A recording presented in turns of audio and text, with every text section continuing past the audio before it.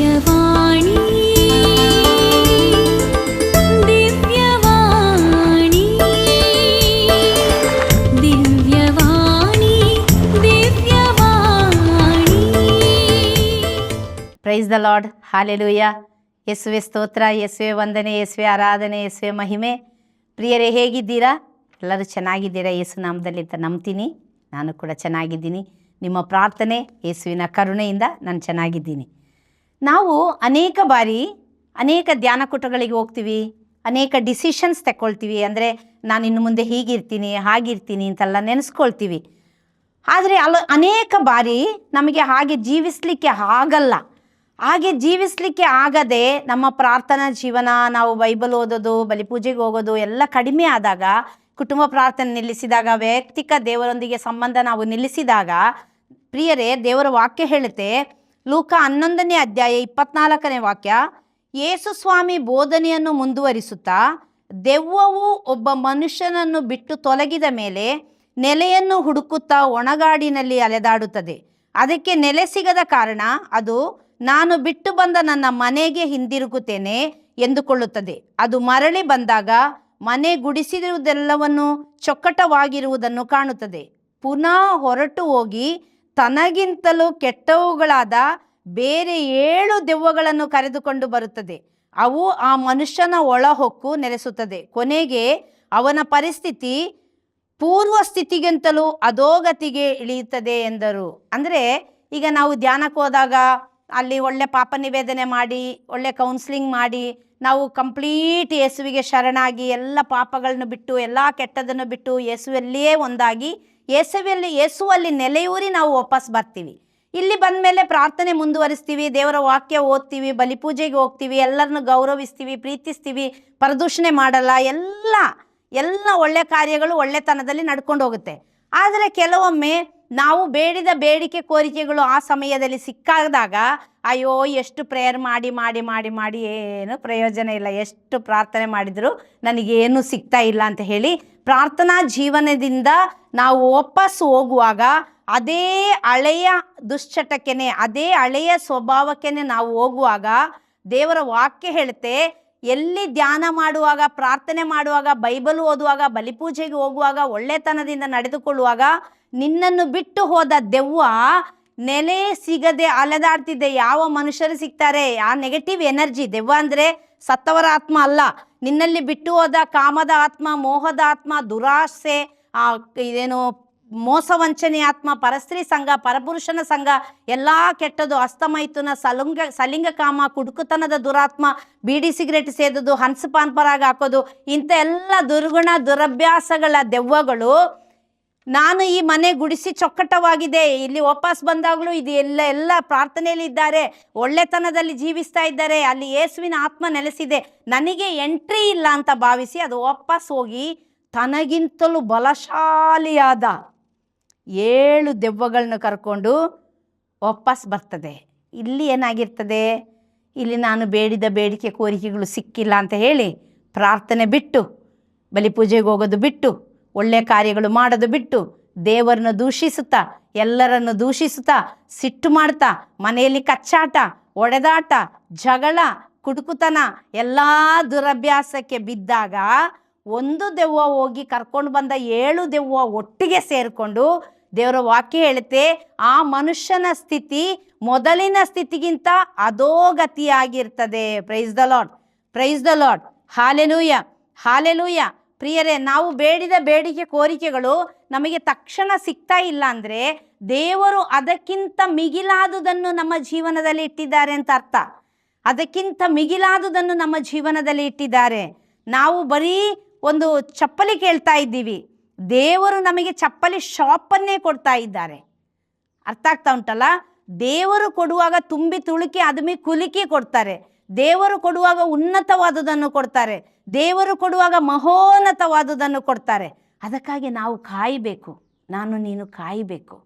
ಪ್ರಾರ್ಥನಾ ಜೀವನದಿಂದ ಬೇರೆ ಹೋಗಬಾರ್ದು.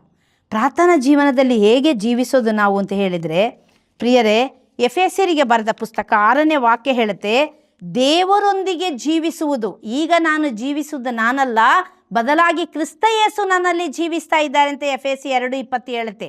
ನಾವು ಜೀವಿಸೋದು ದೇವರಾತ್ಮನೊಂದಿಗೆ ಜೀವಿಸೋದು, ಪಾಪಕ್ಕೆ ಸತ್ತು ಯೇಸುವಿನಲ್ಲಿ ಜೀವನ ನಡೆಸೋದು. ಅಂದರೆ ನಮ್ಮಲ್ಲಿದ್ದ ಎಲ್ಲ ಕೆಟ್ಟದುಗಳನ್ನು ನಾವು ಧ್ಯಾನದಲ್ಲಿ ಅಥವಾ ಪ್ರಾರ್ಥನಾ ಜೀವನದಲ್ಲಿ ಎಲ್ಲ ಕೆಟ್ಟತನವನ್ನು ಬಿಟ್ಟು ಯೇಸುವಿನೊಂದಿಗೆ ಒಂದಾಗಿದ್ದೀವಲ್ಲ, ಆ ಯೇಸುವಿನೊಂದಿಗೆ ಒಂದಾಗಿದ್ದನ್ನು ನಾವು ಕಂಟಿನ್ಯೂ ಮಾಡುವುದು, ಯೇಸುವಿನಲ್ಲಿ ನೆಲೆಯೂರುವುದು. ಹೇಗೆ ಯೇಸುವಿನಲ್ಲಿ ನೆಲೆಯೂರುವುದು? ಯೇಸುವಿನಲ್ಲಿ ಕೂರುವುದು. ಅಂದರೆ ಆಧ್ಯಾತ್ಮಿಕ ಜೀವನದಲ್ಲಿ ಮಂಡಿಯೂರಿ ಪ್ರಾರ್ಥಿಸು. ಹೀಗೆ ಕೂತು ನನಗೆ ಅದು ಏನು ಹೇಳೋದು ಗೊತ್ತಿಲ್ಲ, ನಾನು ಆ ವರ್ಡ್ ಹೇಳುವಾಗಲ್ಲ ಎಲ್ಲರೂ ನೆಗಾಡ್ತಾರೆ, ಚಕ್ಲ ಮುಕ್ಲ ಹಾಕಿ ಕೂರೋದು ಅಂತ ಹೇಳ್ತೀವಿ. ಹೀಗೆ ಕಾಲು ಫೋಲ್ಡ್ ಮಾಡಿ ಹೀಗೆ ಕೂರ್ತೀವಲ್ಲ, ಹಾಗೆ ಕೂತು ನೀನು ಪ್ರಾರ್ಥಿಸು, ಮಂಡಿಯೂರಿ ಪ್ರಾರ್ಥಿಸು, ಕೈ ಮೇಲೆ ಹಾಕಿ ಪ್ರಾರ್ಥಿಸು, ಅಡ್ಡ ಬಿದ್ದು ಪ್ರಾರ್ಥಿಸು. ಕೂತಲ್ಲಿಯೇ ನಿನ್ನ ಆಧ್ಯಾತ್ಮಿಕ ಜೀವನವನ್ನು ನೀನು ನವೀಕರಿಸು, ಮುಂದುವರಿಸು. ಸ್ತುತಿ ಮಾಡು ದೇವರನ್ನ, ನಿನಗೆ ಸಾಧ್ಯವಾದಷ್ಟು ಸ್ತುತಿ ಮಾಡು. ಜೀವನ ಪರ್ಯಂತ ಸ್ತುತಿ ಮಾಡಿದ್ರು ನೀನು ಸಾಲಲ್ಲ ಅಂತ ದೇವರ ವಾಕ್ಯ ಹೇಳುತ್ತೆ. ಎಷ್ಟಾಗುತ್ತೆ ಅಷ್ಟು ಸ್ತುತಿ ಮಾಡು. ಹೃದಯದಿಂದ ದೇವರು ಮಾಡಿದ ಎಲ್ಲ ಉಪಕಾರಗಳಿಗೆ ಸ್ತುತಿ ಮಾಡು. ಬೈಬಲ್ ಓದಿದ ವಾಕ್ಯಗಳನ್ನು ಧ್ಯಾನಿಸು, ಅದನ್ನು ಪಾಲಿಸು ಜೀವನದಲ್ಲಿ. ನನ್ನನ್ನು ಕೂಡ ನಾನು ಸೇರಿಸ್ಕೊಂಡು ಹೇಳ್ತಾ ಇರೋದು ಪ್ರಿಯರೇ, ಎಷ್ಟಾಗುತ್ತೋ ಅಷ್ಟು ಒಳ್ಳೆಯ ಕಾರ್ಯಗಳನ್ನು ಮಾಡು.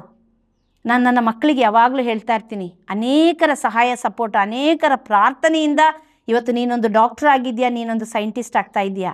ಆದರೆ ದೇವರು ನಿನಗೆ 10 ರೂಪಾಯಿ ಕೊಟ್ಟರೆ ಅದರಲ್ಲಿ 6 ರೂಪಾಯಿ ನಿಂದು, 4 ರೂಪಾಯಿ ನಿಂದಲ್ಲ, ಅದು ಸೊಸೈಟಿಗೆ ಸೇರಿದ್ದು, ಸಮಾಜಕ್ಕೆ ಸೇರಿದ್ದು.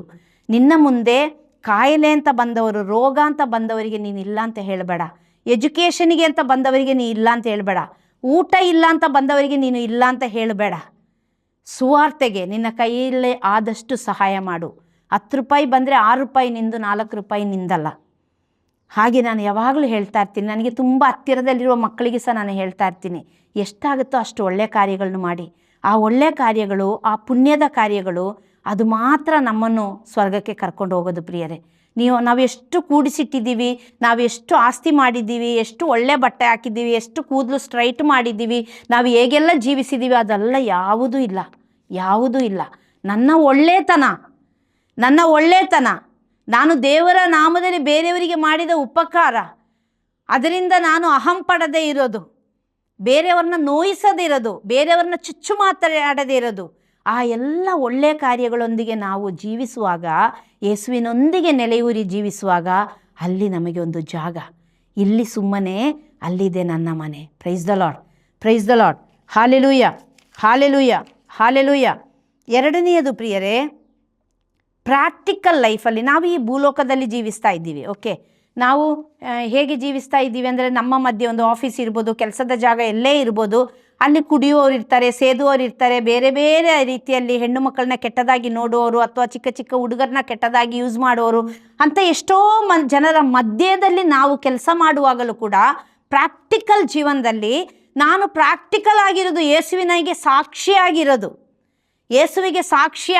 ನಾನು ತುಂಬ ಸಲ ಈ ದಿವ್ಯವಾಣಿ ಚಾನಲಲ್ಲೇ ಹೇಳಿದ್ದೀನಿ, 4 ಶುಭ ಸಂದೇಶ, ಮತ್ತಾಯ, ಮಾರ್ಕ, ಲೂಕ, ಯೋಹಾನ. 5ನೇ ಶುಭ ಸಂದೇಶ ನನ್ನ ನಿನ್ನ ಜೀವನ ಆಗಬೇಕು. ಮದರ್ ತೆರೇಸಾ ಎಲ್ಲೂ ಬೈಬಲ್ ಹಿಡ್ಕೊಂಡೋಗಿ ಯೇಸುವನ್ನು ನಂಬಿ ಹೇಳಲಿಲ್ಲ. ಅವರ ನಡೆನುಡಿ, ಪ್ರವೃತ್ತಿ, ಕುಷ್ಠರೋಗಿ, ಕೊಳೆತು ಹೋದ, ಹುಳ ತುಂಬಿದ ಆ ಮಗಳನ್ನು ಕ್ಲೀನ್ ಮಾಡಿ, ಅವರಿಗೆ ಪ್ರೀತಿ ತೋರಿಸಿ, ಮುತ್ತು ಕೊಟ್ಟು, ಔಷಧಿ ಕೊಟ್ಟು, ಅವರನ್ನು ಸಾಕಿ ಸಲಹಿ ಒಂದು ಮನುಷ್ಯನನ್ನಾಗಿ ಮಾಡಿ ಸೇವೆ ಮಾಡಿದ ಮದರ್ ತೆರೇಸನಿಗೆ ಗೌರವಿಸಿ, ಅವರಲ್ಲಿದ್ದ ಯೇಸುವನ್ನು ಪ್ರೀತಿಸ್ತಾ ಅನೇಕ ಜನರು ಯೇಸುವನ್ನು ನಂಬಲಿಕ್ಕೆ ಶುರು ಮಾಡಿದರು, ಯೇಸುವಿನೆಡೆಗೆ ಬಂದರು.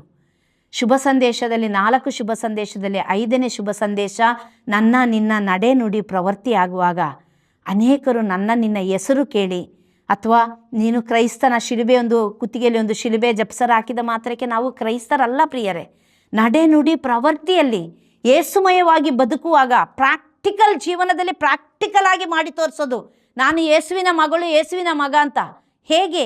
ನನ್ನ ನಡೆ ನುಡಿ ಪ್ರವೃತ್ತಿಯಲ್ಲಿ ಸತ್ಯಸಂಧತೆಯಲ್ಲಿ ಜೀವಿಸೋದು. ಯೇಸು ಹೇಳಿದ್ರು, ನಾನೇ ಸತ್ಯ.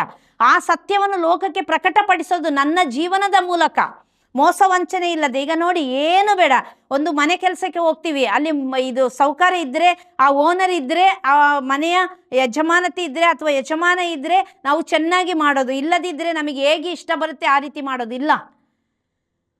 ಯಾರಿದ್ದರೂ ಯಾರಿಲ್ಲದಿದ್ದರೂ, ಯಾವ ಕೆಲಸದ ಜಾಗದಲ್ಲಿರಲಿ, ಮನೆಯಲ್ಲಿರಲಿ, ನನ್ನ ಕೆಲಸವನ್ನು ನಾನು ಪ್ರಾಮಾಣಿಕವಾಗಿ ಮಾಡಿ ತೋರಿಸೋದು. ಎಲ್ಲರನ್ನು ಪ್ರೀತಿಸೋದು, ಎಲ್ಲರನ್ನು ಗೌರವಿಸೋದು. ಆ ರೀತಿ ನಡ್ಕೊಂಡಾಗ ಪ್ರಾಕ್ಟಿಕಲ್ ಜೀವನದಲ್ಲಿ ನಾನು 5ನೇ ಶುಭ ಸಂದೇಶವಾಗಿ ಮಾರ್ಪಡ್ತೀನಿ. ನನ್ನ ಪ್ರಾರ್ಥನಾ ಜೀವನ ಪರಿವರ್ತನೆಯಾಗಿ ಅದು ಪ್ರವೃತ್ತಿಯಾಗೋದು. ಆಗ ಮಾತ್ರ ನಾನು ಯೇಸುವಿನಲ್ಲಿ ನೆಲೆಯೂರಿರೋದು. ನೋಡಿ, ನಾವು ಬದಲಾಗಿರ್ತೀವಿ, ಆಯಿತಾ? ಪ್ರಾರ್ಥನೆ ಮಾಡಿ ಮಾಡಿ ಮಾಡಿ ನಾವು ಬದಲಾಗಿರ್ತೀವಿ. ಆದರೆ ಕುಟುಂಬದಲ್ಲಿ ಯಾರೂ ಬದಲಾಗಿರಲ್ಲ. ಇನ್ನೂ ಕುಡುಕತನದಲ್ಲಿರ್ತಾರೆ, ಇನ್ನೂ ದುಶ್ಚಟದಲ್ಲಿರ್ತಾರೆ, ಇನ್ನೂ ಜಗಳ ಮಾಡ್ತಾ ಇರ್ತಾರೆ, ನಿನ್ನನ್ನು ಈಗಲೂ ಬೈತಾ ಇರ್ತಾರೆ, ನಿನ್ನನ್ನು ಹೊಡಿತಾ ಇರ್ತಾರೆ. ಹೇಗೆ ಒಬ್ಬರು ಗುರುಗಳು ನಮಗೆ ಥ್ಯಾಂಕ್ಸ್ ಹೇಳುವಾಗ, ಆ ರಿಟ್ರೀಟ್ ಮುಗಿಸಿ ಥ್ಯಾಂಕ್ಸ್ ಹೇಳುವಾಗ ಜನರಿಗೆ ಹೇಳ್ತಾ ಇದ್ರು, ನೀವೀಗ ತುಂಬ ಒಳ್ಳೆ ಪಾಪ ನಿವೇದನೆ ಮಾಡಿದ್ದೀರಾ, ಚೆನ್ನಾಗಿ ಹೋಗ್ತಾ ಇದ್ದೀರಾ ಮನೆಗೆ. ಆದರೆ ಅಪ್ಪ ಮಗನಿಗೆ ಒಂದು ಸೈಕಲ್ ಕೊಡಿಸಿದ್ದಾರೆ. ಆ ಸೈಕಲ್ ಹೊಸದು. ಅಪ್ಪ ಮಗನಿಗೆ ಹೇಳ್ತಾ ಇರೋದು, ಮಗ ನಾನು ನಿಮಗೆ ಹೊಸ ಸೈಕಲ್ ಕೊಡಿಸಿದ್ದೀನಿ, ಆದರೆ ರೋಡ್ ಮಾತ್ರ ಹಳೇದೆ. ಆ ರೋಡಲ್ಲಿ ಅದೇ ಗುಂಡಿ ಇದೆ, ಅದೇ ಕಲ್ಲಿದೆ, ಅದೇ ಮುಳ್ಳಿದೆ. ನೀನು ನೋಡಿಕೊಂಡು ಓಡಿಸ್ಕೊಂಡು ಹೋಗು. ನೀನು ಪರಿವರ್ತನೆ ಆದಾಗ ನಿನ್ನ ಕುಟುಂಬದಲ್ಲಿ ಅದೆಲ್ಲವೂ ಇದೆ. ಎಲ್ಲ ದುರ್ಗುಣ ದುರಭ್ಯಾಸಗಳು ಎಲ್ಲರ ಹತ್ರ ಇದೆ. ಪ್ರಾರ್ಥನೆಗೆ ಬರಲ್ಲ, ಬಲಿಪೂಜೆಗೆ ಬರಲ್ಲ, ಎಲ್ಲರನ್ನ ಕೀಳಾಗಿ ಕಾಣೋದು, ಎಲ್ಲರ ಹತ್ರ ಜಗಳ ಆಡೋದು, ಎಲ್ಲ ದುರ್ಗುಣ ದುರಭ್ಯಾಸ ಎಲ್ಲವೂ ಇದೆ.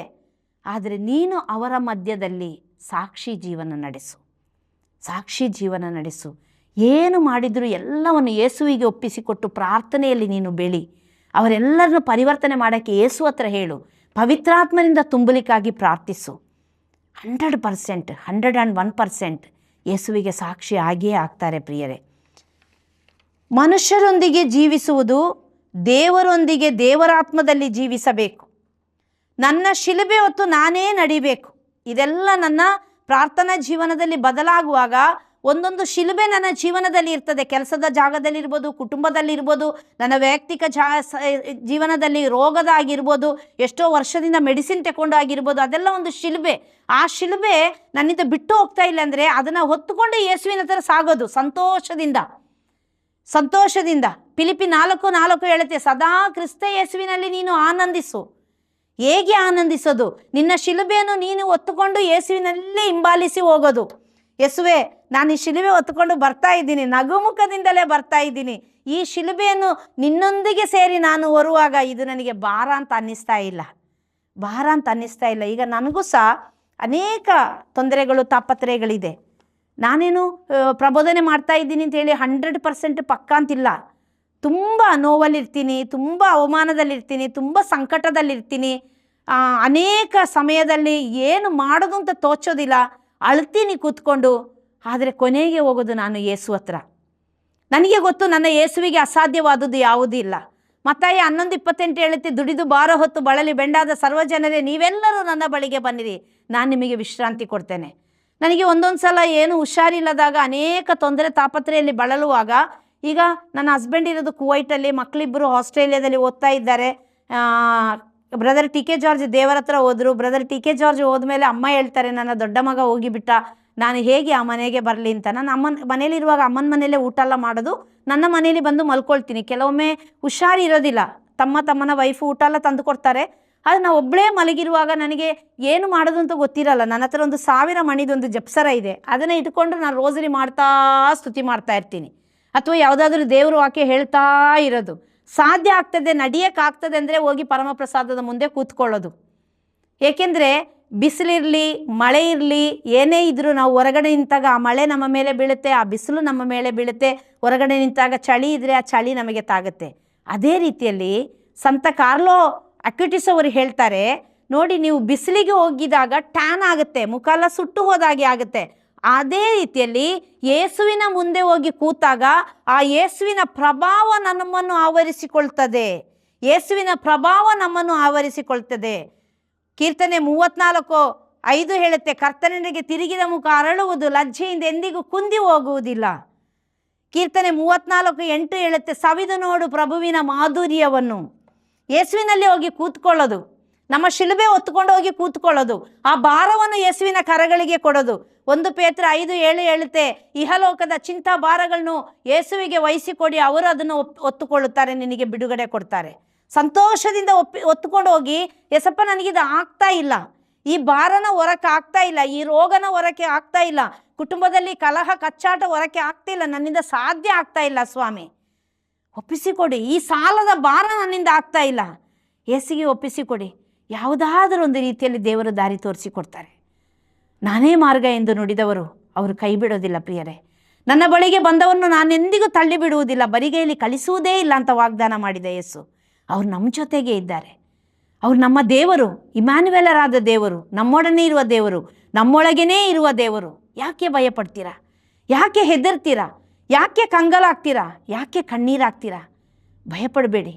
ಕೆಲವೊಮ್ಮೆ ತುಂಬ ಸಂತೋಷದಲ್ಲಿ ಮದುವೆ ಆಗಿರ್ತೀವಿ, 7-8 ವರ್ಷ ಪ್ರೀತಿ ಮಾಡಿ ಮದುವೆ ಆಗಿರ್ತೀವಿ. ಮದುವೆ ಆದ 1 ತಿಂಗಳು 2 ತಿಂಗಳಲ್ಲೇ ಆ ಹುಡುಗಿ ಕುಟುಂಬದವ್ರ ಜೊತೆ ಒಗ್ಗದೇ ಇರ್ಬೋದು, ಅಥವಾ ನಿನ್ನ ಕಣ್ಣೀರು ಹಾಕಿಸ್ತಾ ಇರ್ಬೋದು, ಯಾರ ಹತ್ರ ಹೇಳ್ಕೊಳಕ್ಕಾಗದ ಅವಸ್ಥೆ ಇರ್ಬೋದು. ಏನೇ ಇರಲಿ, ವ್ಯವಸ್ಥೆ ಇರಲಿ, ಅವಸ್ಥೆ ಇರಲಿ, ಪ್ರೀತಿ ಮಾಡಿ ಅವ್ರನ್ನ. ನಿನ್ನ ಬಾಳ ಸಂಗಾತಿ, ನಿನ್ನ ಗಂಡ ಇರಲಿ, ನಿನ್ನ ಹೆಂಡತಿ ಇರಲಿ, ನಿನ್ನ ಬಾಳ ಸಂಗಾತಿ, ಪ್ರೀತಿ ಮಾಡು. ಪ್ರೀತಿ ಎಲ್ಲವನ್ನು ಗೆಲ್ಲುತ್ತೆ. ಅವರಿಗಾಗಿ ಪ್ರಾರ್ಥಿಸು, ಮೊಣಕಾಲು ಊರಿ ಪ್ರಾರ್ಥಿಸು, ಕೈ ಮೇಲೆ ಹಾಕಿ ಸ್ತುತಿ ಮಾಡಿ ಪ್ರಾರ್ಥಿಸು. ಅವರ ಬದಲಾವಣೆಗಾಗಿ ಸ್ತೋತ್ರ ಯೇಸುವೆ ಅಂತ ಹೇಳು. ಅದು ಒಳ್ಳೆ ಕ್ರೈಸ್ತನ ಒಂದು ಜೀವನ. ಅದರ ಬದಲು ಅವರ ಜೊತೆಗೇನೆ ನಾವು ಸಹ ಜಗಳಕ್ಕೆ ನಿಂತು ಬಿಡೋದು, ಕಚ್ಚಾಟ, ಕೂಗಾಟ, ಕಿರ್ಚಾಟ ಇರುವ ಜಾಗದಲ್ಲಿ ಪವಿತ್ರಾತ್ಮ ನೆಲೆಸೋದಿಲ್ಲ. ಅಲ್ಲಿ ಅಂಧಕಾರ ವಾಸ ಮಾಡಲಿಕ್ಕೆ ಶುರು ಮಾಡುತ್ತೆ. ನೆಗೆಟಿವ್ ಎನರ್ಜಿ ಮನೆಯನ್ನು ಪ್ರವೇಶಿಸಲಿಕ್ಕೆ ಆರಂಭ ಮಾಡುತ್ತೆ. ಆದರೆ ಅದೆಲ್ಲವೂ ತುಂಬಿರುವ ಮನೆಯಲ್ಲಿ ನೀತಿವಂತನಾಗಿ, ನೀನು ಯೇಸುವಿನ ಮಗಳಾಗಿ, ನೀನು ಯೇಸುವಿನ ಮಗಳಾಗಿ, ನೀನು ಪ್ರಾರ್ಥನಾ ವೀರನಾಗಿ, ಪ್ರಾರ್ಥನಾ ವೀರಳಾಗಿ ನೀನು ಮೊಣಕಾಲೂರ್ಲಿಕ್ಕೆ ಶುರು ಮಾಡಿದರೆ ಅಲ್ಲಿರುವ ಎಲ್ಲ ಬಂಧನಗಳು ಒಡೆಯಲ್ಪಟ್ಟು, ಕಟ್ಟುಗಳು ಬಿಚ್ಚಲ್ಪಟ್ಟು, ಯೇಸುವನ್ನು ಆದಾಯ ಮಾಡಿಕೊಂಡು ಯೇಸುವಿಗೆ ಸಾಕ್ಷಿಯಾಗುವ ರೀತಿಯಲ್ಲಿ ನೀನು ಅದೇ ಮನೆಯಲ್ಲಿ, ಅದೇ ಕುಟುಂಬದಲ್ಲಿ, ಅದೇ ಊರಲ್ಲಿ ನೀನು ನೆಲೆಯಾಗಿ ನಿಲ್ತೀಯಾ. Praise the lord, praise the lord. Hallelujah, hallelujah, hallelujah. ಹೇಗೆ ಯೇಸುವಿನಲ್ಲಿ ನೆಲೆಯಾಗಿ ನಿಲ್ಲಕ್ಕೆ ಯಾವುದೆಲ್ಲ ನಿನಗೆ ಸಹಾಯ ಮಾಡುತ್ತೆ? ಪ್ರಾರ್ಥನೆ ಪ್ರಿಯರೇ, ಪ್ರಾರ್ಥನೆ. ದೇವರ ವಾಕ್ಯ ತೆಗೆದು ಓದು. ಹಿಂಗೆ ತೆಗೆದು ಓದಬೇಡ, ಸಿಕ್ಕಿದೆಲ್ಲ ತೆಗೆದು ಓದಬೇಡ. ಮತ್ತಾಯದಿಂದ ಆರಂಭ ಮಾಡು, ಪ್ರಕಟಣೆ ತನಕ ಅದನ್ನು ಮುಗಿಸು. 2-3 ಸಲ ಹೊಸ ಒಡಂಬಡಿಕೆ ಓದಿ ಆದಮೇಲೆ ಹಳೆ ಒಡಂಬಡಿಕೆ ಆದಿಕಾಂಡದಿಂದ ಮಕ್ಕಾಬಿ ತನಕ ನೀನು ಓದೋಕ್ಕೆ ಶುರು ಮಾಡು. ಮುಗಿಸಿ ಕೊಡ್ತಾರೆ ದೇವರು. ವರ್ಷದಲ್ಲಿ 1 ಸಲ ಆದರೂ ಫುಲ್ ಬೈಬಲ್ ಓದು ನೀನು. ಅದು ಆರಂಭ ಮಾಡು. ನನ್ನ ಜೊತೆ ಇರುವ ಎಲ್ಲರಿಗೆ ನಾನು ಹೇಳ್ತೀನಿ, ಹೊಸ ಒಡಂಬಡಿಕೆ 5-6 ಸಲ ಓದಿದ ಮೇಲೆ ಹಳೆ ಒಡಂಬಡಿಕೆ ನೀವು ಶುರು ಮಾಡಿ. ತುಂಬ ಮಂದಿ ಹೊಸ ಒಡಂಬಡಿಕೆ 4-5 ಸಲ ಓದಿ ಆಯಿತು, ಹಳೆ ಒಡಂಬಡಿಕೆ ಎಷ್ಟೋ ತನಕ ಬಂದೇ ಆಯಿತು. ಕೆಲವರು ಹೇಳ್ತಾರೆ ನಾವಿನ್ನು ಸಂಖ್ಯಾಕಾಂಡದಲ್ಲಿದ್ದೀವಿ, ಕೆಲವರು ಹೇಳ್ತಾರೆ ಯೆಶಾಯದಲ್ಲಿದ್ದೀವಿ, ಕೆಲವರು ಹೇಳ್ತಾರೆ ಯೆರೆಮೀಯ ಪ್ರವಾದಿಯಲ್ಲಿದ್ದೀವಿ, ಕೆಲವರು ಹೇಳ್ತಾರೆ ಪ್ರಸಂಗಿಯಲ್ಲಿದ್ದೀವಿ. ಹಾಗೆ ನನಗೆ ಕೆಲವರು ಅಪ್ಡೇಟ್ ಮಾಡ್ತಾ ಇರ್ತಾರೆ. ಅಪ್ಡೇಟ್ ಮಾಡುವ ಯೇಸುವಿನಲ್ಲಿ ಎಲ್ಲ ದೇವರ ವಾಕ್ಯವನ್ನು ಕಂಪ್ಲೀಟ್ ಓದಿ, ಆ ವಾಕ್ಯವನ್ನು ಅರಗಿಸ್ಕೊಂಡು ಸಿಕ್ಕುವ ವಾಗ್ದಾನಗಳನ್ನು ಅಂಡರ್ಲೈನ್ ಮಾಡಿ ಅದನ್ನೇ ರಿಪೀಟ್ ಮಾಡೋದು ಆ ದಿನ ಇಡೀ. ಸಾಧ್ಯವಾದಷ್ಟು ಬಲಿಪೂಜೆಗೆ ಹೋಗುವ ಪ್ರಿಯರೇ. ಬಲಿಪೂಜೆಯ ಶಕ್ತಿ ಉಂಟಲ್ಲ, ಅದು ಮಹತ್ತಾದ ಒಂದು ಶಕ್ತಿ. ಯೇಸುವಿನ ಶರೀರ, ಆ ರಕ್ತ ನನಗೂ ನಿನಗೂ ಆ ಬಲಿಪೂಜೆಯಲ್ಲಿ ದೇವರು ಕೊಡ್ತಾ ಇದ್ದಾರೆ. ಅವ್ರನ್ನೇ ಮುರಿಯಲ್ಪಟ್ಟ ದೇಹ, ಚೆಲ್ಲಲ್ಪಟ್ಟ ರಕ್ತ ನನಗೆ ನಿಮಗೆ ಕೊಡ್ತಾರೆ. ನೋಡಿ, ದೇವದೂತರಿಗೆ ಕೂಡ ಅದನ್ನು ಸ್ವೀಕರಿಸೋಕ್ಕೆ ಆಗಲಿಲ್ಲ. ದೇವದೂತರು ಯೇಸುವಿನ ಪಕ್ಕದಲ್ಲೇ ಇದ್ದಾರೆ. ಅವರು ಸ್ವರ್ಗ ಸಾಮ್ರಾಜ್ಯದಲ್ಲಿ ಯಾವಾಗಲೂ ಪರಿಶುದ್ಧರು ಪರಿಶುದ್ಧರು, ಹಾಲೆಲೂಯ ಹಾಲೆಲೂಯ ಅಂತ ಬೋರ್ಗರೆಯುವ ಸಿಂಹದಂತೆ ಅವರು ಗರ್ಜಿಸ್ತಾ ಇದ್ದಾರೆ. ಅಲ್ಲಿ ಅಷ್ಟು ಇದರಲ್ಲಿ ಯೇಸುವನ್ನು ಆರಾಧಿಸ್ತಾ ಇದ್ದಾರೆ. ಆದರೆ ಆ ಯೇಸುವಿನ ಶರೀರ ಮತ್ತು ರಕ್ತವನ್ನು ಭುಜಿಸಲಿಕ್ಕೆ ಸಾಧ್ಯವಾಗಿದ್ದು ನನಗೂ ನಿನಗೂ. ನಾವೆಂಥ ಭಾಗ್ಯವಂತರು. ಸಾಧ್ಯವಾದರೆ ಅದು ದಿನಾ ಹೋಗೋದು ಬಲಿಪೂಜೆಗೆ. ಅದಕ್ಕೆ ನನಗೆ ಸೈಂಟ್ ಕಾರ್ಲೋ ಅಕ್ಯುಟಿಸನ್ನ ತುಂಬ ಇಷ್ಟ. ಡೈಲಿ ಬಲಿಪೂಜೆಗೆ ಹೋಗ್ತಾ ಇದ್ದರು, ಡೈಲಿ ಪರಮಪ್ರಸಾದ ಸ್ವೀಕರಿಸ್ತಾ ಇದ್ದರು. ಪರಮಪ್ರಸಾದ ಅದ್ಭುತಗಳನ್ನು ಇಡೀ ಲೋಕಕ್ಕೆ ಪ್ರಕಟಪಡಿಸಿದರು. ಚಿಕ್ಕ ಹುಡುಗ, 15 ವರ್ಷ ಪ್ರಾಯದಲ್ಲೇ. ಅಂಥ ಒಂದು ಯೇಸುವಿನ ಸಾಕ್ಷಿಯಾಗಿ ನೀನು ಬದಲಾಗಬೇಕು. ಆದಷ್ಟು ಬಲಿಪೂಜೆಗೆ ಹೋಗೋದು, ಎಷ್ಟು ಸಾಧ್ಯವಾಗುತ್ತೋ ಅಷ್ಟು ಸಾಧ್ಯವಾದರೆ ಡೈಲಿ ಬಲಿಪೂಜೆಗೆ ಹೋಗು. ಹೀಗೆಲ್ಲ ಮಾಡುವಾಗ ಪ್ರಿಯರೇ, ಯೇಸುವಿನ ಮಕ್ಕಳಾಗಿ ನನಗೂ ನಿನಗೂ ಜೀವಿಸಲಿಕ್ಕೆ ಆಗುತ್ತೆ.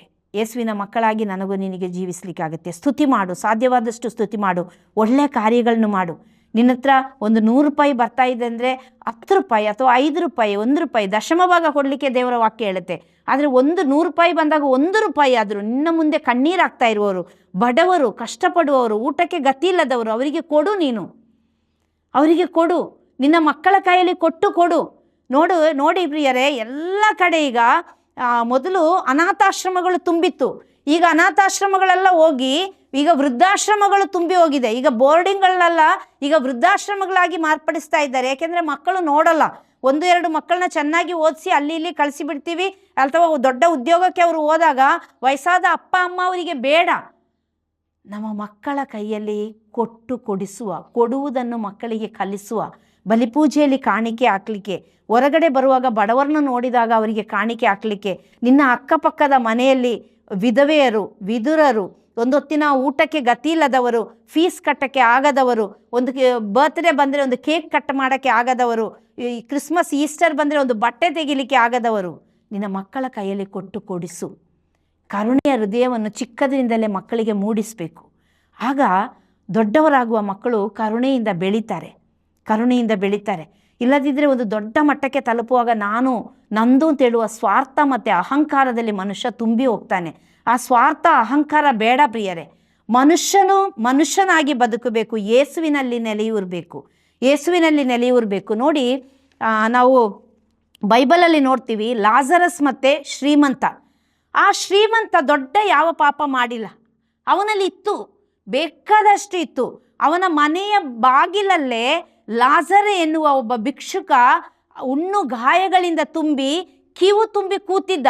ಅವನ ಟೇಬಲಿಂದ ಏನಾದರೂ ಬೀಳ್ತದ, ಅದನ್ನು ಎರಕಿ ತಿನ್ನಬಹುದು ಅಂತೇಳಿ ಆ ಭಯಂಕರವಾದ ದಯಾನೀಯ ಸ್ಥಿತಿಯಲ್ಲಿ ಅವನು ಆ ಬಾಗಿಲಲ್ಲಿ ಬಿದ್ದಿದ್ದ. ಈ ಶ್ರೀಮಂತನಿಗೆ ತಿಂದು ತೇಗುವಷ್ಟಿತ್ತು. ಅವನು ತಿನ್ನುವುದರಲ್ಲಿ ಸ್ವಲ್ಪ ಒಂದು ತಟ್ಟೆಯಿಂದ ಹಾಕಿ ಅವನಿಗೆ ಕೊಡ್ಬೋದಿತ್ತು, ಅದು ಕೊಟ್ಟಿಲ್ಲ. ಆ ಪಾಪ ಉರಿಯುವ ಬೆಂಕಿಯಲ್ಲಿ ತಕೊಂಡೋಗಿ ನರಕದಲ್ಲಿ ಬೀಳುವಷ್ಟು ಆ ಪಾಪ ಅವನನ್ನು ಮಾಡಿತ್ತು. ನೋಡಿ, ಯೇಸುವಿನ ಬಲಗಡೆ ಇದ್ದ ಕಳ್ಳ ಎಷ್ಟೋ ಪಾಪಗಳನ್ನು ಮಾಡಿರ್ಬೋದು, ಎಷ್ಟೋ ಕಳ್ಳತನ ಮಾಡಿರ್ಬೋದು. ಆದರೆ ಅವನು ಕೊನೆ ಗಳಿಗೆಯಲ್ಲಿ ಯೇಸು ಹತ್ರ ಪಶ್ಚಾತ್ತಾಪ ಪಡ್ತಾನೆ. ಸ್ವಾಮಿ, ನೀವು ಪರಂಧಾಮದಲ್ಲಿರುವಾಗ ನನ್ನನ್ನೊಮ್ಮೆ ನೆನೆಸಿಕೊಳ್ಳಿ. ಯೇಸು ಹೇಳಿದರು, ನಿನ್ನನ್ನು ನಾನು ನೆನೆಸ್ಕೊಳ್ಳೋದಲ್ಲ, ಇವತ್ತೇ ನೀನು ನನ್ನೊಂದಿಗೆ ಪರಂಧಾಮದಲ್ಲಿರ್ತೀಯ, ಸ್ವರ್ಗದಲ್ಲಿರ್ತೀಯ. ಎಂಥ ಒಂದು ಆಶೀರ್ವಾದ ನೋಡಿ ಪ್ರಿಯರೇ, ಎಂಥ ಒಂದು ಆಶೀರ್ವಾದ ನೋಡಿ. ನಮ್ಮ ಮಕ್ಕಳನ್ನು, ನಮ್ಮ ವಂಶವನ್ನು, ನಮ್ಮ ಕುಟುಂಬವನ್ನು ದಯೆಯ ಹೃದಯದಿಂದ ಬೆಳೆಸಬೇಕು. ಕೊಟ್ಟುವ ಕೈಗಳಾಗಿ ನಮ್ಮ ಮಕ್ಕಳನ್ನು ಮಾರ್ಪಡಿಸಬೇಕು. ನಾವೇ ಕೊಡೋದಿಲ್ಲ, ಇನ್ನು ನಮ್ಮ ಮಕ್ಕಳಿಗೆ ಎಲ್ಲಿ ಕೊಡೋದು ಅಲ್ವಾ? ಬದಲಾಗುವ ಪ್ರಿಯರೇ, ಬದಲಾಗುವ. ಎಷ್ಟೋ ಮಂದಿ ಇವತ್ತು ನೋಡಿ, ಮದರ್ ತೆರೇಸಾ ಹೇಳ್ತಾರೆ, ಇವತ್ತೊಂದು ಸಹೋದರ ಊಟ ಇಲ್ಲ ಅಂತ ಹೇಳಿ ಸತ್ತೋದ್ರೆ ಅದು ದೇವರು ಆ ಸಹೋದರನಿಗೆ ಕೊಡಲಿಲ್ಲ ಅಂತಲ್ಲ. ನಿನಗೆ ಬೇಕಾದಷ್ಟು ತುಂಬಿ ತುಳುಕಿ ಅದುಮಿ ಕುಲುಕಿ ಕೊಟ್ಟಾಗ ನೀನು ಆ ಹಸಿವಿನಲ್ಲಿ ಸಾಯುವ ಅಥವಾ ದಾಹದಲ್ಲಿ ಸಾಯುವ ಆ ಸಹೋದರನಿಗೆ ನೀನು ಊಟ ಕೊಡದೆ, ನೀನು ಬಟ್ಟೆ ಕೊಡದೆ, ನೀನು ಕುಡಿಯೋಕ್ಕೆ ನೀರು ಕೊಡದೆ ಆ ಸಹೋದರ ಸತ್ತು ಹೋದರೆ ಅದರ ಫಲಕ್ಕೆ ನಾನು ಉತ್ತರ ಕೊಡಬೇಕು ದೇವರ ಮುಂದೆ. ಸಹೋದರ ಸಹೋದರಿಯೇ, ನೀನು ಉತ್ತರ ಕೊಡಬೇಕು. ನಿನ್ನ ಕಣ್ಣು ಮುಂದೆ ಬಡತನದಲ್ಲಿ ನಲುಗಿ ಹೋಗಿ, ಸಾಲದಲ್ಲಿ ಬೆಂದು ಹೋಗಿ, ಕುಗ್ಗಿ ಹೋಗಿ, ಎಷ್ಟೋ ಮಂದಿ ಹೊರಗಡೆ ಹೇಳ್ಕೊಳ್ಳೋಕ್ಕಾಗದೆ, EMI ಕಟ್ಟಕ್ಕಾಗದೆ, ದುಡಿಯುವ ಸಂಬಳ ಚೀಲ ತೂತವಾಗಿ ಏನೂ ಇಲ್ಲದೆ ಆತ್ಮಹತ್ಯೆ ಕುರಿತು ಚಿಂತೆ ಮಾಡುವ ಮಕ್ಕಳು ಎಷ್ಟೋ ಮಂದಿ ಇದ್ದಾರೆ. ನಿನ್ನ ಹತ್ರ ಬಂದು ಯಾರಾದರೂ ಏನಾದರೂ ಒಂದು ಕಷ್ಟ ಶೇರ್ ಮಾಡಿದರೆ ಅದನ್ನು ಡಂಗುರ ಸಾರಬೇಡ, ಯಾರ ಹತ್ರನೂ ಹೇಳಬೇಡ. ನಿನ್ನಿಂದ ಸಾಧ್ಯ ಆದರೆ ಆ ಕಷ್ಟಕ್ಕೆ ಸ್ಪಂದಿಸು. ನಿನ್ನಿಂದ ಏನಾಗುತ್ತೆ ಅದನ್ನು ಮಾಡು. ನಿನ್ನಿಂದ ಕೊಡೋಕ್ಕಾಗಿಲ್ವ, ನೀನು ಅವರಿಗಾಗಿ ಪ್ರಾರ್ಥಿಸು. ಯಾರ ಹತ್ರ ಹೇಳಕ್ಕೆ ಹೋಗಬೇಡ. ಅವರ ಏನಾದರೂ ಬಲಹೀನತೆನೋ, ಅವರ ಕೊರತೆನೋ, ಅಥವಾ ಅವರ ಮನೆಯಲ್ಲಿ ಆಗಿದಂತಹ ಯಾವುದಾದ್ರೂ ಸಮಸ್ಯೆಗಳು ಅಥವಾ ಅವರಲ್ಲಿ ಆಗುವ ಕಷ್ಟಗಳು ಯಾರ ಹತ್ರ ಹೇಳ್ಕೊಳ್ಳೋಕ್ಕಾಗ್ತಾ ಇಲ್ಲ. ಎಲ್ಲಾದರೂ ಒಂದು ಕಡೆ ಕಣ್ಣೀರು ಒರೆಸಲ್ಪಡಬೇಕು. ನಿನಗೆ ಆ ಸಾಧ್ಯತೆ ಇದೆ ಅಥವಾ ನಿನ್ನಲ್ಲಿ ಆ ಪ್ರಾರ್ಥಿಸುವ ಮನೋಭಾವ ಇದೆ ಅಂತೇಳಿ ನಿನ್ನ ಹತ್ರ ಅವರು ಬಂದು ಹಂಚಿಕೊಂಡ್ರೆ, ನಾನು ದೊಡ್ಡ ಕೌನ್ಸಿಲರ್, ನನಗೆ 2 ಕೊಂಬುಂಟು 4 ಬಾಲ ಉಂಟು ಅಂತೇಳಿ ಅದನ್ನು ಹಂಚ್ಕೊಳ್ಳೋಕೆ ಹೋಗಬೇಡ. ಯಾರ ಹತ್ರನೂ ಹೇಳಬೇಡ. ಅದು ಅವರಿಗಾಗಿ ಪ್ರಾರ್ಥಿಸು. ಸಾಧ್ಯವಾದರೆ ಅವರಿಗೆ ಒಳ್ಳೆ ಸಜೆಷನ್ಸ್ ಕೊಟ್ಟು ಕಳಿಸು. ಅವರಲ್ಲಿರುವ ಕೊರತೆಗಳನ್ನ, ಬಲಹೀನತೆನ ನೀನು ಆಯುಧವಾಗಿ ಉಪಯೋಗಿಸಬೇಡ. ಅವರ ಕುಟುಂಬದಲ್ಲಿ ದೆವ್ವ ಇದೆ, ಪೀಡ ಇದೆ, ಮಾಟ ಮಂತ್ರ ಇದೆ, ಮಣ್ಣಂಗಟ್ಟೆ ಇದೆ, ಅದನ್ನು ನಾನು ಬಿಡಿಸ್ತೀನಿ, ನಾನು ತೆಗಿತೀನಿ, ಆ ಶಾಪ ಈ ಶಾಪ ಅಂತೇಳಿ ಹೋಗಬೇಡ ಪ್ರಿಯ. ಎಲ್ಲ ಶಾಪಗಳನ್ನು ಯೇಸು ಶಿಲುಬೆ ಮೇಲಿಂದ ತೆಗೆದು ಹಾಕಿದ್ದಾರೆ. ಯಾವ ಶಾಪಗಳು ನಿನಗೆ ತಟ್ಟೋದಿಲ್ಲ, ಯಾವ ಮಾಟ ಮಂತ್ರ ನಿನ್ನ ಪಕ್ಕದಲ್ಲಿ ಕೂಡ ಸುಲಿಯೋದಿಲ್ಲ. ಸಂಖ್ಯಾಕಾಂಡ 23:23 ಹೇಳುತ್ತೆ, ಯಾಕೋಬ ವಂಶಕ್ಕೆ ಮಾಟ ಮಂತ್ರ ಶಕುನ ಕನಿ ತಾಯಿತ ಯಾವುದು ಫಲಿಸೋದಿಲ್ಲ ಅಂತ ಹೇಳಿ, ಯಾವುದು ಫಲಿಸೋದಿಲ್ಲ. ಮತ್ತು ನೀನು ಯಾರು? ಅವರ ಕುಟುಂಬದಲ್ಲಿ ಸಮಸ್ಯೆ ಇದೆ, ನಾನು ಬಿಡಿಸ್ತೀನಿ ಅಂತ ಹೋಗೋಕ್ಕೆ. ನೀನು ಯೇಸು ನಾಮದಲ್ಲಿ ಪ್ರಾರ್ಥಿಸು. 100%, 101% ಆ ಎಲ್ಲ ಜವಾಬ್ದಾರಿಗಳನ್ನು ಯೇಸು ಹೊತ್ತುಕೊಂಡು ಆ ಸಮಸ್ಯೆಗಳಿಗೆ ಪರಿಹಾರ ಯೇಸು ಕೊಡ್ತಾರೆ. ಅಥವಾ ನಿನಗೆ ಯಾರ ಹತ್ರ ಹೇಳೋಕ್ಕಾಗ್ತಾ ಇಲ್ಲ, ತುಂಬ ಮುಜುಗರದಲ್ಲಿ ನಲಗ್ತಾ ಇದೆಯಾ, ವೇದನೆಯಲ್ಲಿ ಕೊರಗ್ತಾ ಇದೆಯಾ, ಕುಂದಿ ಹೋಗಿದೆಯಾ, ಆತ್ಮಹತ್ಯೆ ಚಿಂತೆ ತುಂಬ ಬರ್ತದೆ, ಯೇಸು ಹತ್ರ ಬಾ ನನ್ನ ಸಹೋದರ ಸಹೋದರಿಯೇ, ತಂದೆ ತಾಯಿಯೇ, ನನ್ನ ಮುದ್ದು ಮಕ್ಕಳೇ. ಆತ್ಮಹತ್ಯೆ ಕುರಿತು ಚಿಂತೆನೇ ಮಾಡಬೇಡಿ. ಮತ್ತಾಯ 16:26 ಹೇಳುತ್ತೆ, ನೀನು ಇಡೀ ಲೋಕವನ್ನು ಸಂಪಾದನೆ ಮಾಡಿದ್ರು ನಿನ್ನ ಆತ್ಮ ನಷ್ಟಪಟ್ಟು ಹೋದರೆ ಏನು ಪ್ರಯೋಜನ? ಯೇಸು ಹತ್ರ ಬಾ, ಯೇಸುವಿನೊಂದಿಗೆ ಜೀವಿಸು. ಒಂದು 10 ನಿಮಿಷ ಪರಮಪ್ರಸಾದ ಮುಂದೆ ಕೂರು, ಅಳು, ಯೇಸು ಹತ್ರ ಅಳು. ಎಲ್ಲಿ ಅಳಕ್ಕೆ ಆಗ್ತಾ ಇಲ್ವಾ? ಪ್ಯಾರಿಷಲ್ಲಿ ಹೋಗಿ ಪರಮಪ್ರಸಾದ ಮುಂದೆ ಕೂರಕ್ಕಾಗ್ತಾ ಇಲ್ವಾ? ಬಾತ್ರೂಮಲ್ಲಿ ಹೋಗಿ ಯಾರು ಕೇಳದೆ ನೀರು ಟ್ಯಾಪ್ ಆನ್ ಮಾಡು. ಆ ನೀರು ಬೀಳೋ ಸೌಂಡಿಗೆ ನೀನು ಅಟ್ಟು ಮುಗಿಸು. ನಿನ್ನ ಒಳಗಿರುವ ಇಮೋಷನ್ಸ್ನ ಹೊರಗಡೆ ತೆಗಿ. ಯೇಸುವನ್ನು ಆಶ್ರಯಿಸು. ಶಯನದಲ್ಲಿದ್ದರೂ ದೇವರನ್ನು ಸ್ತುತಿ ಮಾಡು ಅಂತ ಹೇಳ್ತದೆ ದೇವರ ವಾಕ್ಯ. ನೀನು ಎಲ್ಲಿದ್ದರೂ ಯೇಸುವನ್ನು ಕೂಗಿ ಕರೆಯಬಹುದು. ಕರೆದ ತಕ್ಷಣ ಓಡೋಡಿ ಬರುವ ದೇವರು ನಮ್ಮ ದೇವರು. ಕಣ್ಣೀರಿಗೆ ಆಲಿಸುವ ದೇವರು ನಮ್ಮ ದೇವರು. ಪ್ರಾರ್ಥನೆಗೆ ಉತ್ತರ ಕೊಡುವ ದೇವರು ನಮ್ಮ ದೇವರು. ನೀನು ಯೇಸುವಿನ ಮುಂದೆ ಕಣ್ಣೀರು ಹಾಕು. ಆ ಕಣ್ಣೀರು ವೇಸ್ಟ್ ಆಗಲ್ಲ. ಅವರವರ ಬುದ್ದಲಿಯಲ್ಲಿ ಶೇಖರಿಸಿಟ್ಟು ಅದಕ್ಕೆ ಫಲ ಕೊಡ್ತಾರೆ. ಪ್ರಿಯರೇ, ನನ್ನ ಪ್ರೀತಿಯ ಸಹೋದರ ಸಹೋದರಿಯ ಮುದ್ದು ಮಕ್ಕಳೇ, ತಂದೆ ತಾಯಿಯೇ, ಯಾರು ಆತ್ಮಹತ್ಯೆ ಕುರಿತು ಚಿಂತನೆ ಮಾಡಬೇಡಿ. ಯೇಸು ಇದ್ದಾರೆ ನಮಗಾಗಿ, ನನಗಾಗಿ, ನಿನಗಾಗಿ. ನೋಡಿ, ಲಾಜರ್ ಸತ್ತೋದಾಗ ಮಾರ್ತಾ ಮರಿಯ ಕಣ್ಣೀರು ಹಾಕುವಾಗ ಆ ದುಃಖದ ಜೊತೆ ಯೇಸು ಕೂಡ ಒಂದಾಗಿ ಹತ್ತರು. ಅವರು ದುಃಖದಲ್ಲಿ ಪಾಲುಗಾರರಾದರು. ಮತ್ತೆ ಅವರು ದುಃಖದಲ್ಲಿ ವಾಪಸ್ ಬರಲಿಲ್ಲ. ಅವರು ಲಾಜರ್ನ ಸಮಾಧಿ ಹತ್ರ ಹೋಗಿ ಹೇಳಿದ್ರು, ಲಾಜರ್ ಎದ್ದು ಬಾ. 4 ದಿನ ಸತ್ತು ಸಮಾಧಿಯಲ್ಲಿದ್ದ ಲಾಜರ್ ಜೀವಂತವಾಗಿ ಎದ್ದು ಬಂದ. ಅದೇ ಯೇಸು. ನಿನ್ನ ಕಟ್ಟಲ್ಪಟ್ಟ ಆ ಎಲ್ಲ ಬಂಧನಗಳು, ಕಟ್ಟುಗಳನ್ನು ಯೇಸು ಒಡೆದು ಹಾಕಿ, ಮುರಿದು ಹಾಕಿ ನಿನ್ನ ಕುಟುಂಬದಲ್ಲಿ ಯೇಸು ನೆಲೆಸ್ತಾರೆ. ನಿನ್ನ ಹೃದಯವನ್ನು ಯೇಸುವಿಗಾಗಿ ತೆರೆದುಕೊಡು. ಯೇಸು ಒಳಗೆ ಬಂದು ತಂಗ್ತಾರೆ. ಪ್ರಕಟಣೆ 3:19-20 ಹೇಳ್ತಾರೆ, ಬಾಗಿಲನ್ನು ನಾನು ತಟ್ಟುತ್ತಾ ಇದ್ದೀನಿ, ನನ್ನ ಕಿವಿಗೆ ಹೋಗೊಟ್ಟು ಬಾಗಿಲನ್ನು ತೆರೆದುಕೊಡುವವನ ಜೊತೆ ನಾ ಬಂದು ತಂಗುತ್ತೀನಿ, ಊಟ ಮಾಡ್ತೀನಿ, ಮಲಗ್ತೀನಿ, ಜೀವಿಸ್ತೀನಿ. ಬಾ ನನ್ನ ಸಹೋದರ ಸಹೋದರಿಯೇ, ತಟ್ಟುತ್ತಾ ನಿನ್ನ ಹೃದಯದ ಬಾಗಿಲನ್ನು ತಟ್ಟುವ ಯೇಸುವಿಗೆ ಓಪನ್ ಮಾಡಿಕೊಡು. ನಿನಗೆ ದುಃಖ ಆದರೆ ಅಳು, ಅದು ತೊಂದರೆ ಇಲ್ಲ. ನಿನ್ನ ಅಳು ಕಣ್ಣೀರನ್ನು ಯೇಸುವಿಗೆ ಒಪ್ಪಿಸಿಕೊಡು. ಆತ್ಮಹತ್ಯೆಗೆ ನೀನು ಚಿಂತೆ ಮಾಡಬೇಡ. ಯೇಸು ಇದ್ದಾರೆ. ಈ ಲೋಕದಲ್ಲೇ ಇಷ್ಟು ಕಷ್ಟಪಟ್ಟಿದ್ದೀವಿ. ಆತ್ಮಹತ್ಯೆ ಮಾಡಿ ನಾವು ಯಾಕೆ ನರಕಕ್ಕೆ ಹೋಗಬೇಕು? ಆತ್ಮವನ್ನು ಯಾಕೆ ಹತ್ಯೆ ಮಾಡಬೇಕು? ಆ ಆತ್ಮ ಯೇಸುವಿಗೆ ಸೇರಿದು. ದೇವರಾತ್ಮ ಯೇಸುವಿನಿಂದ ಬಂದಿದ್ದು. ಮಣ್ಣಿನಿಂದ ಮನುಷ್ಯನನ್ನು ಸೃಷ್ಟಿ ಮಾಡಿ ಅದಕ್ಕೆ ಫೂ ಅಂತ ಹೇಳಿ ಜೀವ ಊದಿ ಜೀವಾತ್ಮನಾಗಿ ಮನುಷ್ಯ ದೇವರಂತೆ ಆದ. ದೇವರಂತೆ ರೂಪಿಸಲ್ಪಟ್ಟ ಮನುಷ್ಯ, ದೇವರನ್ನು ಹೋಲುವ ಮನುಷ್ಯ. ನನ್ನ ನಿನ್ನ ಮುಖಛಾಯೆ ದೇವರಂತೆ ಇರೋದು. ನನ್ನ ನಿನ್ನ ಆತ್ಮ ದೇವರ ಆತ್ಮ, ನನ್ನ ದೇಹ ದೇವರ ಆಲಯ. ನೀನು ಹೋಗಬೇಡ ಆತ್ಮಹತ್ಯೆ ಕುರಿತು ಚಿಂತೆ ಮಾಡುವ. ಯೇಸುವಿನಲ್ಲಿ ನೆಲೆಯೂರು, ಯೇಸುವಿನಲ್ಲಿ ನಿಲ್ಲು, ಯೇಸುವಿನಲ್ಲಿ ನಡೆ, ಯೇಸುವಿನಲ್ಲಿ ಮಲಗು, ಯೇಸುವಿನಲ್ಲಿ ಜೀವಿಸು, ಯೇಸುವಿನಲ್ಲಿ ಕಾರ್ಯ ಮಾಡು, ಯೇಸುವಿನಲ್ಲಿ ಒಂದಾಗು. ಕಣ್ಣುಗಳನ್ನ ಮುಚ್ಚಿ ಎದೆ ಮೇಲೆ ಕೈ ಇಟ್ಟು, ಯೇಸುವೆ ಸ್ತೋತ್ರಪ್ಪ, ವಂದನೆ ಕರ್ತನೆ, ಆರಾಧನೆ ಸ್ವಾಮಿ. ಯೇಸುವೆ, ಎಷ್ಟೋ ಸಮಯದಲ್ಲಿ ಅನೇಕ ತೀರ್ಮಾನಗಳನ್ನು ತೆಗೊಳ್ತೀನಿ, ಆ ತೀರ್ಮಾನದಂತೆ ಜೀವಿಸಕ್ಕೆ ಆಗ್ತಾ ಇಲ್ಲ ಸ್ವಾಮಿ. ನಿಮ್ಮಲ್ಲಿ ನೆಲೆಯೂರಿ ಬದುಕಲಿಕ್ಕೆ ಆಗ್ತಾ ಇಲ್ಲ ಯೇಸುವೆ. ನನ್ನ ಪಾಪಗಳನ್ನು ಮನ್ನಿಸಿರಿ ಸ್ವಾಮಿ. ಯೇಸುವೆ, ತೀರ್ಮಾನ ತೆಗೊಳ್ತೀನಿ, ವಾಪಸ್ ಬಂದು ಕುಡಿಯೋದು, ಸೇದೋದು, ಅಸ್ತಮೈತುನ, ಸಲಿಂಗಕಾಮ, ಬ್ಲೂ ಫಿಲಮ್ ನೋಡೋದು, ಸುಳ್ಳು, ಕಪಟ, ಮೋಸ, ವಂಚನೆಯಲ್ಲಿ ಬದುಕ್ತಾ ಇದ್ದೀನಿ ಯೇಸುವೆ. ಪರಸ್ತ್ರೀ ಸಂಘ, ಪರಪುರುಷನ ಸಂಘದಲ್ಲಿ ಜೀವಿಸ್ತಾ ಇದ್ದೀನಿ. ನನ್ನನ್ನು ಮನ್ನಿಸಿರಿ ಸ್ವಾಮಿ ಯೇಸುವೆ. ನನ್ನ ಆತ್ಮ, ಮನಸ್ಸು, ಶರೀರ, ಬೋಧ, ಉಪಬೋಧ, ಸುಬೋಧ, ಮನಸ್ಸಾಕ್ಷಿ, ರಕ್ತ, ನರನಾಡಿ, ಕೀಳು, ಮಜ್ಜೆ, ಮಾಂಸಖಂಡಗಳು ಯೇಸುವೆ ನಿಮ್ಮ ರಕ್ತದಲ್ಲಿ ತೊಳೆದು ಶುದ್ಧೀಕರಿಸಿರಿ ಸ್ವಾಮಿ. ಆತ್ಮರಿಂದ ಅಭಿಷೇಕಿಸಿದಕ್ಕಾಗಿ ಸ್ತೋತ್ರ ಯೇಸುವೆ. ನಿಮ್ಮಲ್ಲಿ ನೆಲೆಯೂರಲು ಬೇಕಾದ ಕೃಪೆ ದಯಪಾಲಿಸಿದಕ್ಕಾಗಿ ಸ್ತೋತ್ರ. ಎಂಥ ಸಮಸ್ಯೆಗಳಲ್ಲೂ ನಿಮ್ಮ ಬಳಿ ಬಂದು ಜೀವಿಸುವುದಕ್ಕಾಗಿ ಸ್ತೋತ್ರ. ನಿಮ್ಮಲ್ಲೇ ಪರಿಹಾರ ಕಂಡುಕೊಳ್ಳಲು ಆತ್ಮರ ಶಕ್ತಿಯಿಂದ ನನ್ನನ್ನು ತುಂಬಿಸಿದಕ್ಕಾಗಿ ಸ್ತೋತ್ರ ಸ್ವಾಮಿ. ಅಮ್ಮ ಮಾತೆಯೇ, ಸಕಲ ಸಂತರೊಡಗೂಡಿ ನೀವು ಯಾವ ರೀತಿಯಲ್ಲಿ ಎಲ್ಲ ಸಮಯದಲ್ಲೂ ದೇವರನ್ನು ಆಶ್ರಯಿಸಿ ಬದುಕಿದ್ರು, ಅದೇ ರೀತಿಯಲ್ಲಿ ನಾನು, ನನ್ನ ಕುಟುಂಬ, ನನ್ನ ಪ್ರೀತಿ ಪಾತ್ರರು, ನನ್ನ ಮಕ್ಕಳು ಎಲ್ಲರೂ ಯೇಸುವನ್ನು ಆಶ್ರಯಿಸಿ ಜೀವಿಸಿ, ಯೇಸುವಿನಲ್ಲಿ ಜಯ ಹೊಂದಿ ಬದುಕಲು, ಯೇಸುವಿನಲ್ಲಿ ಸಾಕ್ಷಿಯಾಗಿ ಬದುಕಲು ಬೇಕಾದ ಆತ್ಮರ ಶಕ್ತಿಯಿಂದ ತುಂಬಿರಿ ಮಾತೆಯೇ. ಅದಕ್ಕಾಗಿ ಪ್ರಾರ್ಥಿಸಿರಿ ತಾಯಿಯೇ. ತಂದೆಯಾದ ದೇವನೇ, ಯೇಸು ನಾಮದಲ್ಲಿ ಬೇಡಿದ್ದೇವೆ, ಬೇಡಿದನ್ನು ಹೊಂದಿಕೊಂಡಿದ್ದೇವೆ ಎಂದು ವಿಶ್ವಾಸಿಸ್ತೇವೆ ನಮ್ಮ ಜೀವವುಳ್ಳ ತಂದೆಯೇ. Amen, amen, amen. Praise the lord. Hallelujah. ನೀವು ನಮಗಾಗಿ, ನಮ್ಮ ಕುಟುಂಬಕ್ಕಾಗಿ, ನಮ್ಮ ಯೇಸು ಸ್ಪರ್ಶ ತಂಡಕ್ಕಾಗಿ, ನಮ್ಮ ಪ್ರೀಚಿಂಗ್ ಮಿನಿಸ್ಟ್ರಿ, ಪ್ರೋ ಲೈಫ್ ಮಿನಿಸ್ಟ್ರಿಗಾಗಿ ಪ್ರಾರ್ಥಿಸಿ ನಾನು ನಿಮಗಾಗಿ, ನಿಮ್ಮ ಕುಟುಂಬಕ್ಕಾಗಿ, ನಿಮ್ಮ ಅವಶ್ಯಕತೆಗಳಿಗಾಗಿ, ನಿಮ್ಮ ಬೇಡಿಕೆ ಕೋರಿಕೆಗಳಿಗಾಗಿ ನೀವು ಯೇಸುವಿನಲ್ಲಿ ನೆಲೆಯೂರಿ ನಿಲ್ಲಲೆಂದು ಪ್ರಾರ್ಥಿಸ್ತೀನಿ ಅಂತ ಹೇಳ್ತಾ, ನಿಮ್ಮ ಸಹೋದರಿ ಮಂಜುಳಾ ಜಾಯ್ ಪ್ರೋಲೈಫರ್.